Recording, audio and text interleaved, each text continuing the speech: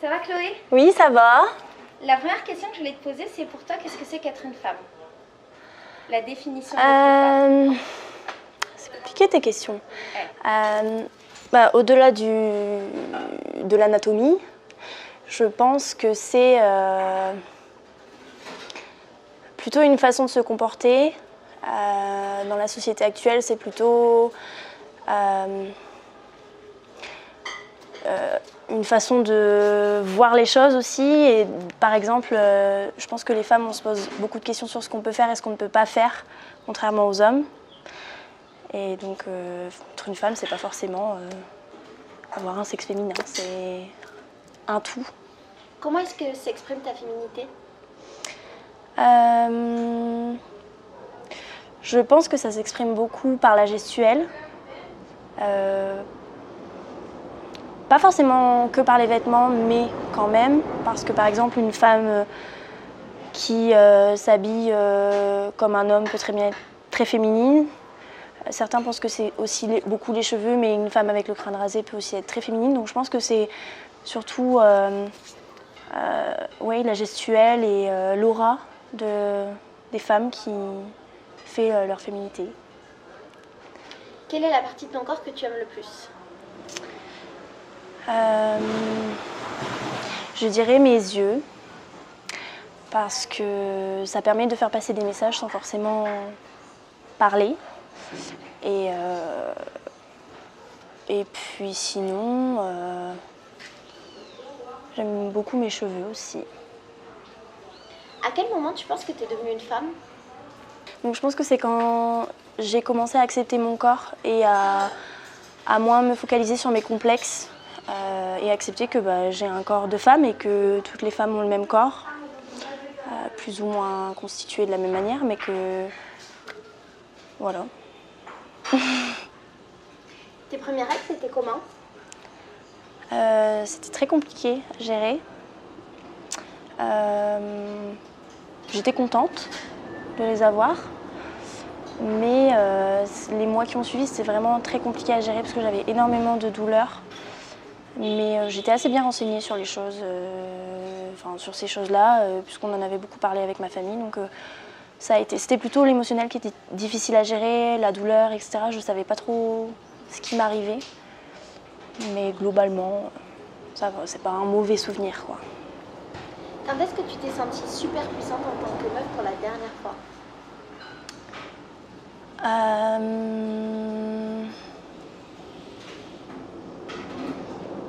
Tout le monde va voir cette vidéo.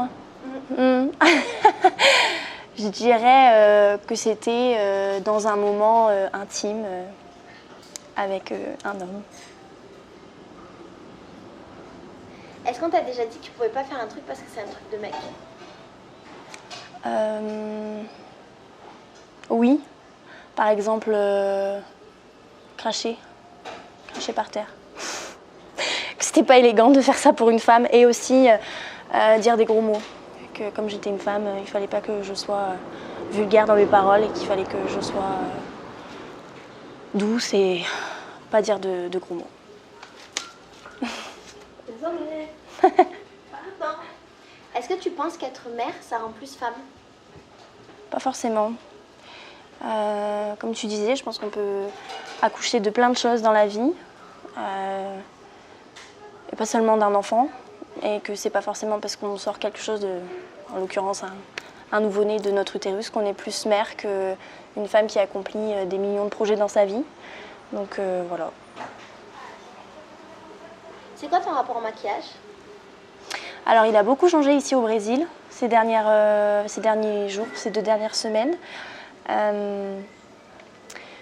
En France, je me maquille pas énormément non plus, sauf parfois pour des soirées, mais j'essaye de rester le plus naturel possible et j'essaye d'accepter mes imperfections. Et le Brésil, ça m'a beaucoup aidée pour accepter justement ces imperfections, le fait que je puisse avoir des boutons, puisse avoir des cernes. Et du coup, je pense qu'à l'avenir, même si je me trouve très pâle et qu'on me dit souvent que j'ai l'air fatiguée parce que je suis très pâle, je ne mettrai pas forcément d'anti-cerne pour autant et je me trouve bien comme ça en fait. C'est beaucoup plus agréable Alors, c'est moins compliqué qu'en France ici parce que je trouve que toutes les femmes sont très naturelles. Et en plus, avec la chaleur, la plage, le sable, etc., se maquiller, c'est trop compliqué. Donc je verrai une fois rentrée en France, comment je gère le truc. C'est quoi le vêtement dans lequel tu te sens le plus une femme?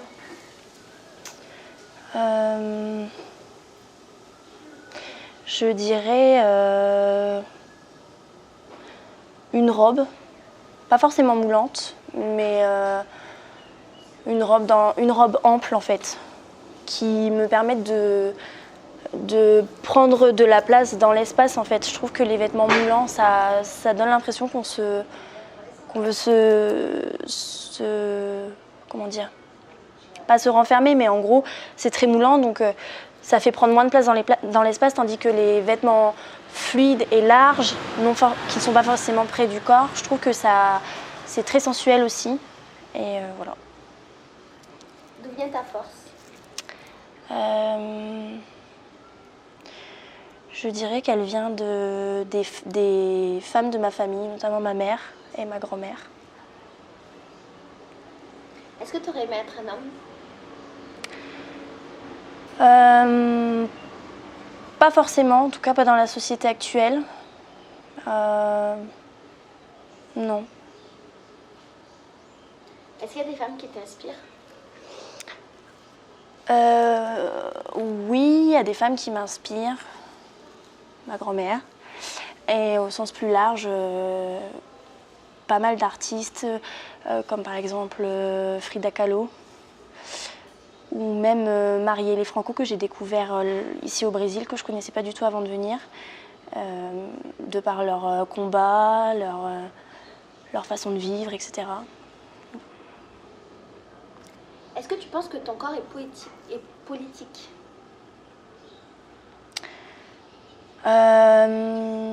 Je pense dans le sens où il y a une hypersexualisation de la femme dans la société depuis des années, et que si on arrive à changer cette image, je pense que certaines lois pourront changer. Et quoi qu'il en soit, le corps de la femme est politique, puisque la loi décide si on peut avorter ou non, si on peut...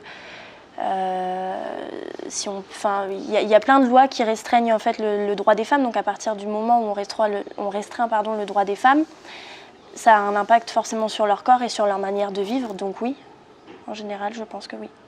C'est quoi ton rapport à la nudité? Est-ce que tu es pudique? Alors avant, oui.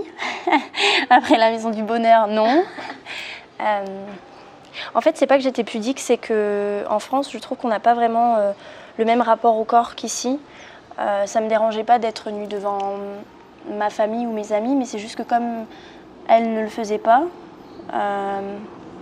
je le faisais pas non plus. Et ici, dans la maison du bonheur, ça a énormément changé, puisque tout le monde s'en fout en fait, personne ne regarde. Et au final, on est né comme ça, on est né nu. Donc voilà. Quel type d'amoureuse est-ce que tu es? Je dirais plutôt passionnée, mais qui se freine un peu, qui se met un peu des barrières. Mais une fois que j'ai vraiment confiance et que je suis sûre, je suis assez passionnée. C'est quand la dernière fois que tu t'es sentie vulnérable en tant que femme? Quand j'ai eu mes règles, ou quand je me suis fait accoster dans la rue, par exemple, et qu'on m'a fait des remarques sur, par exemple, ma tenue ou sur mon comportement. Est-ce que tu as envie d'être mère? Oui, j'aimerais être mère, mais ça me paraît loin. Ça me paraît très loin. Mais oui, j'aimerais si possible. Est-ce que tu es féministe? Oui. Je vais revenir du coup à la première question. Pour toi, c'est quoi être une femme? C'est un tout au final. C'est une manière de vivre, c'est une manière de penser, une manière de se comporter, Et ça passe aussi beaucoup par la sororité qu'on a abordée et qu'on a vécue pendant le voyage. Que j'avais pas conscience en fait de cette part-là, ce lien-là qu'il pouvait y avoir entre toutes les femmes. En fait, j'en avais pas conscience avant. Et je trouve que ça passe énormément par aussi l'entraide entre femmes. Et que c'est vraiment un tout. Et je dirais pas que c'est un travail de tous les jours, mais en tout cas, je pense que c'est une épreuve au quotidien. Et j'espère que pour les générations futures, les choses changeront et que nos filles et nos petites filles, nos cousines, vivront plus sereinement et se sentiront plus en sécurité dans le monde actuel. Merci meuf. De rien. C'est difficile? Non, pas trop. Enfin, ça pousse à la réflexion et ce qui est difficile, c'est de formuler les choses là en direct live. Et vu que tu dis pas les questions avant et que je n'avais vu aucune vidéo sur ce sujet, voilà. T'as pas un avis à prendre? Si. Bah avance. Merci.